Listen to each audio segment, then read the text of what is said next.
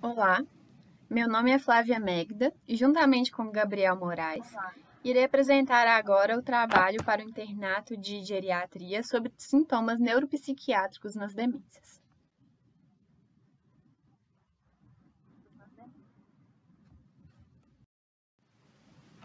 Vamos, então, ao caso clínico introdutório. Paciente do sexo feminino com 74 anos, dona de casa, com escolaridade de 8 anos, hipertensa e uso de amlodipina 5 mg 2 vezes ao dia, com bom controle da doença, vivia com esposa e filho até o desastre tecnológico nuclear em Fukushima, no Japão, no ano de 2011. Após o ocorrido, foi separada do filho e passou a viver exclusivamente com seu cônjuge. Além da hipertensão bem controlada, a paciente apresenta como dado importante de sua história patológica pregressa um acidente vascular cerebral, ocorrido à idade de 54 anos. O evento não deixou sequelas neurológicas.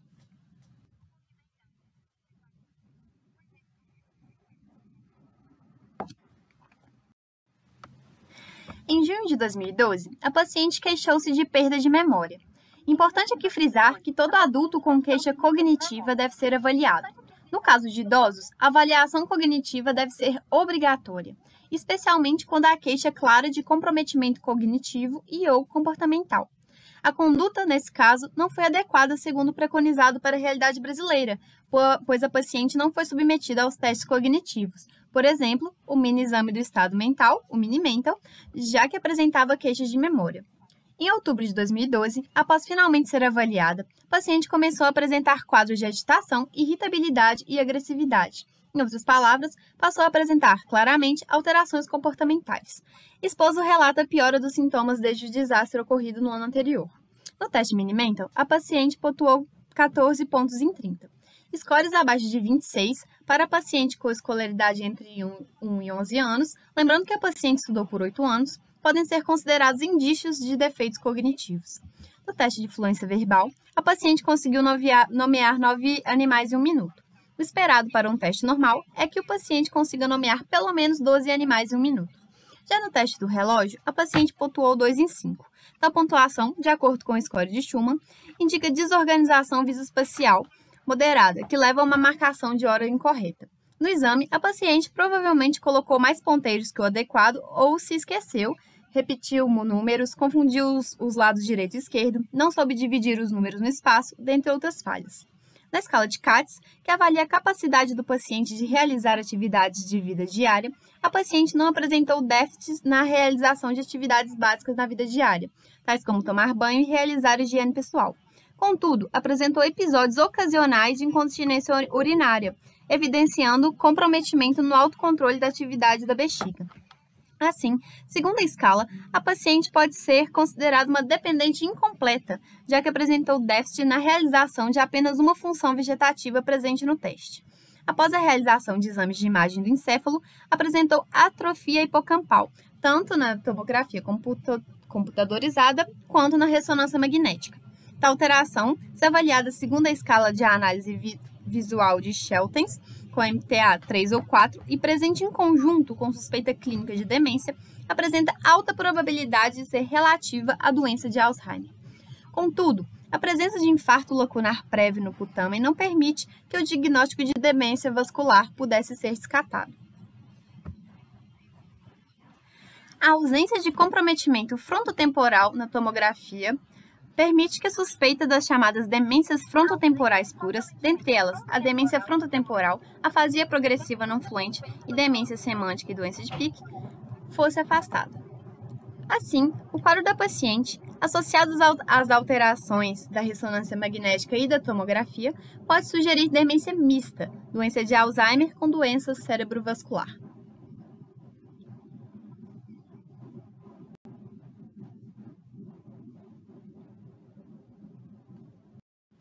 A avaliação laboratorial da paciente não apresentou alterações no hemograma, na dosagem de ureia de creatinina, nas concentrações séricas de sódio, de potássio e de cálcio, nas glicemias de jejum e glicada, no perfil lipídico, no TSH e nos testes de função hepática. A testagem para sífilis, realizada para descartar o diagnóstico de neurosífilis, também foi negativa. A paciente, contudo, apresentou níveis baixos de vitamina D, de vitamina B12 e de ácido fólico. Todas foram corrigidas.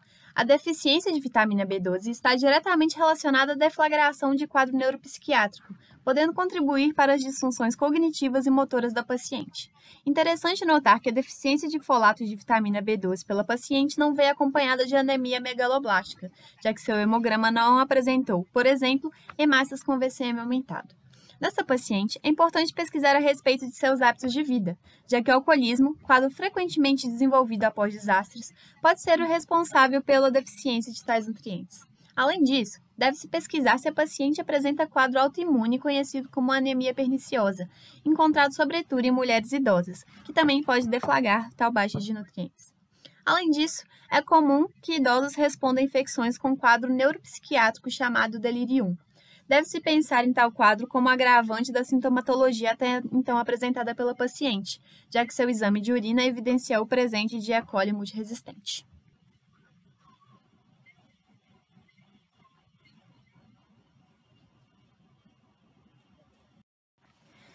Nas imagens aqui apresentadas, podemos perceber, à direita da primeira imagem, hipertrofia hipocampal, a ressonância magnética, alteração comumente encontrada em quadros de doença de Alzheimer.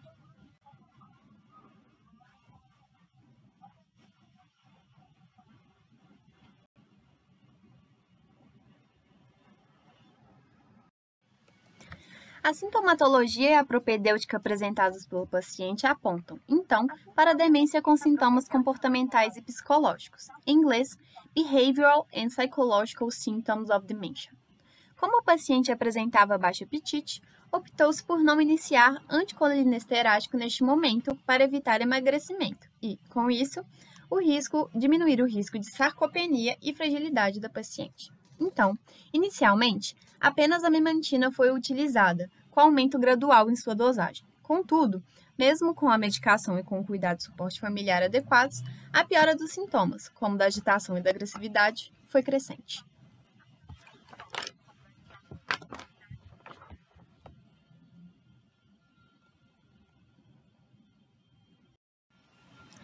O quadro da paciente se agravou até que, em fevereiro de 2015, a paciente tivesse de ser hospitalizada.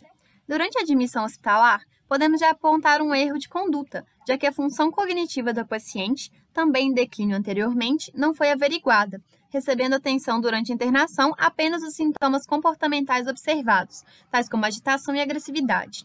Tais sintomas foram abordados com o uso de quetiapina, antipsicótico atípico, na dosagem de 25 mg, administrado 2 vezes ao dia.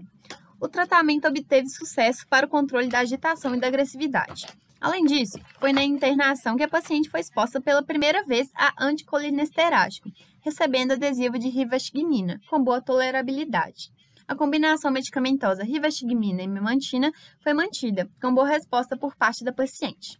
Contudo, em janeiro de 2016, a paciente foi institucionalizada, pontuando o máximo possível 30 pontos na escala de Pfeffer, o que constitui um grau de dependência grave. Além disso, apresentou grau 3 de dependência na escala de Katz, com alterações nas seguintes atividades: banho, vestir-se, higiene pessoal, transferência, continência e alimentação. Dessa forma, ela pode ser considerada uma paciente com dependência grave.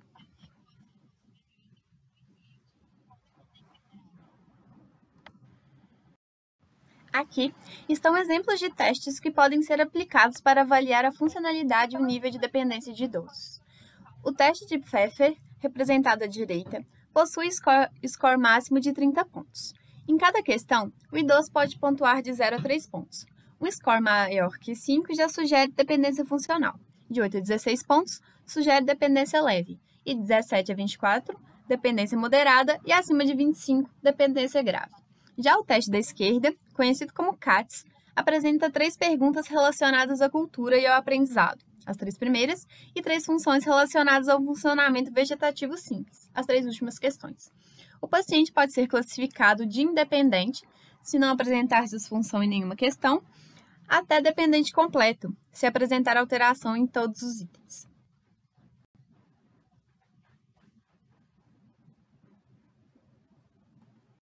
Bom, para finalizar então o caso. O marido foi institucionalizado na mesma instituição de longa permanência para idosos.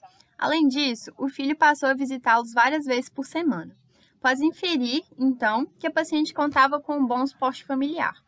O teste do Mini-Mental permaneceu com o mesmo score de 13 pontos em 30 até 2018, mostrando que não houve, até então, progressão da disfunção cognitiva da paciente. O paciente também mostrou tolerar bem o tratamento com rivastigmina e imantina, tratamento farmacológico duplo geralmente utilizado na fase intermediária da doença de Alzheimer. Importante aqui também frisar que as medicações não são capazes de impedir o desenvolvimento da doença, mas apenas de atrasar a sua evolução e de amenizar seus sintomas.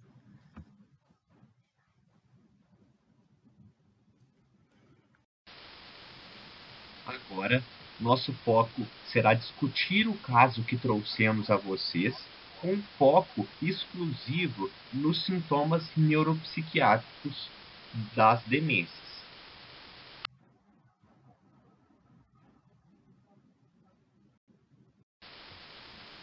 A etiopatogênese dos sintomas neuropsiquiátricos na demência é muito complexa e multifatorial. Por fins didáticos, podemos dividir os fatores envolvidos entre fatores biológicos, psicológicos, sociais e ambientais.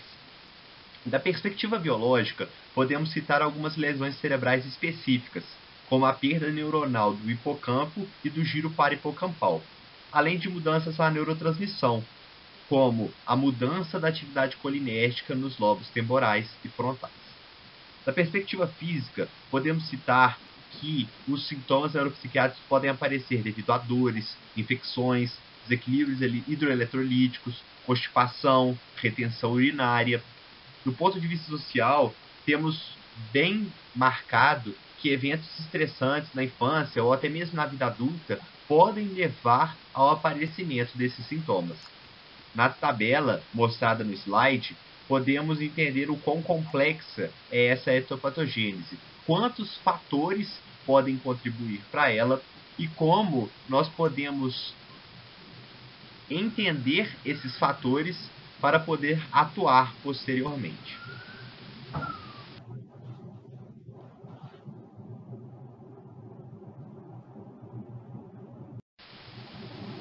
Em termos de apresentação clínica, nós temos que os principais sintomas são os que estão em negrito nesse slide, que são a apatia, a depressão, a ansiedade e a agitação.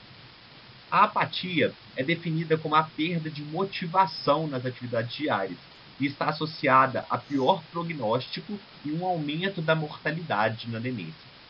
A depressão é o sintoma mais comum, aparecendo em 80% dos pacientes em até 5 anos de doença. A agitação, por fim, ela merece destaque, pois é o sintoma mais desafiador, já que ela pode atrapalhar muito o cuidado do paciente. O importante fator que podemos frisar é que essa agitação ela pode ser pior durante a tarde e ao anoitecer, que é o fenômeno conhecido como sundowning. Além disso, podemos citar a desinibição social, alterações do sono, perambulação noturna e agressividade como outros fatores, outras formas de apresentação clínica dessa doença.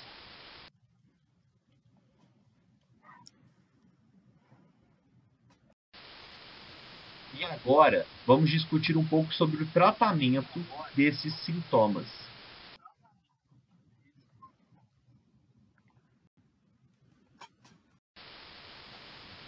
O tratamento dos sintomas neuropsiquiátricos na demência é desafiador, já que há uma complexa etiopatogênese dos sintomas. A maioria dos guidelines prefere medidas não farmacológicas como primeira opção de tratamento, e essas medidas elas devem ser continuadas sempre, mesmo com a adoção de medidas farmacológicas. A farmacoterapia é frequentemente usada, mas carrega riscos de efeitos colaterais sérios, principalmente nos idosos. Das medidas não farmacológicas, podemos citar a atividade física, que pode melhorar o comportamento, a cognição e a funcionalidade dos idosos.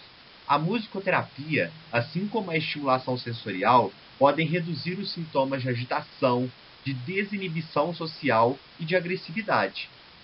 Porém, as evidências de um efeito a longo prazo são muito baixas. A psicoterapia e grupos de apoio têm um efeito muito benéfico para depressão, para ansiedade, para agressividade e para agitação. E aí sim, ao contrário da musicoterapia, tem efeitos comprovadamente benéficos a longo prazo. Principalmente se houver a participação da família e dos cuidadores, quando há cuidadores. Em termos de farmacoterapia, há evidências que os inibidores da acetilcolinesterase e a memantina podem ser úteis para o manejo dos sintomas, como veremos em destaque nos próximos slides. Como a depressão e a ansiedade são sintomas muito comuns, o uso de antidepressivos pode ser benéfico, sendo que um destaque pode ser os inibidores de recaptação de serotonina, que tendem a ser mais favoráveis. Antipsicóticos são uma opção também, principalmente os atípicos, como a risperidona e o aripiprazol, que estão entre as drogas mais prescritas para esses sintomas neuropsiquiátricos, principalmente para os sintomas de agitação e de agressividade.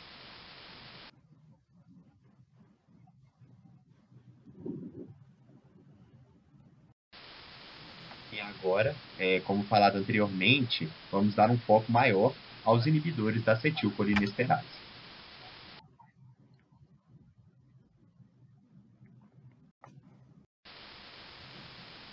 Uma meta-análise com 24 artigos, realizada em 2018, analisou os efeitos da donepezila, da galantamina, da rivastigmina e da memantina nos sintomas neuropsiquiátricos da demência.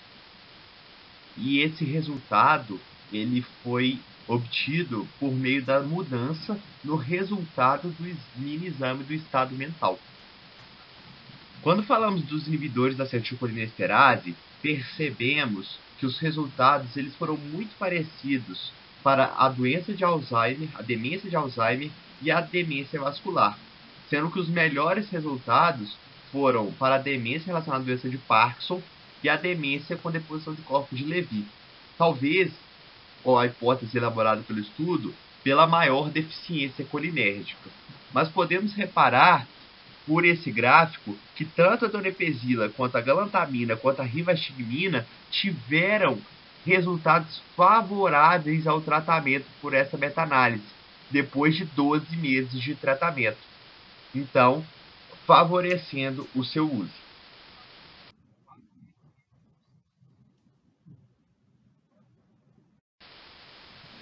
Do lado da memantina, o número de estudos com efeitos do tratamento para serem feitos a meta-análise foram muito menores do que os estudos com os inibidores da acetilcolinesterase. Porém, os resultados foram muito compatíveis, sendo que os melhores resultados também se mostraram na demência relacionada à doença de Parkinson e a demência relacionada à deposição de corpos de Levy. Nesse gráfico, podemos perceber que com 3 e 6 meses é mais favorável ao tratamento do que com 12 meses, tendo certa insignificância estatística o tratamento com 12 meses.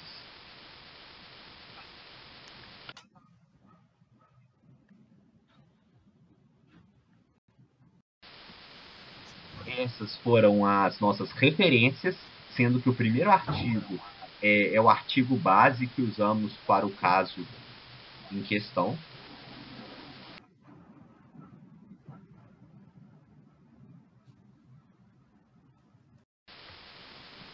Fica aqui o nosso muito obrigado pela atenção e até a próxima.